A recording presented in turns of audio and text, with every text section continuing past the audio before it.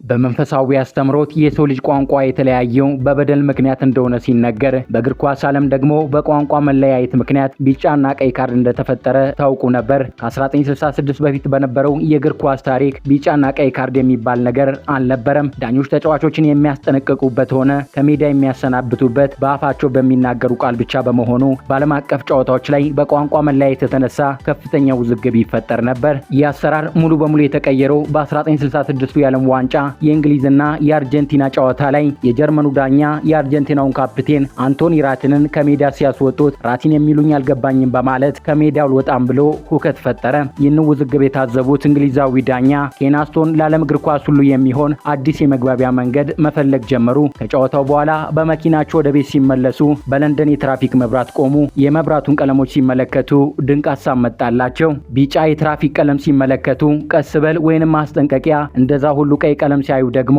ቁም ወይንም ሜዳውን ለቀውጣ የሚል ሀሳብ መጣላቸው። ኬን አስቶን ይህንን የመጣላቸውን ሀሳብ ለፊፋ በማቅረብ በ1970 የሜክሲኮ ዓለም ዋንጫ ላይ በይፋ ስራ ላይ እንዲውል አደረጉ። ከዛ ቀን ጀምሮ በዓለም እግር ኳስ ውስጥ የቋንቋ መሰናከል ለዘላለም ተፈታ።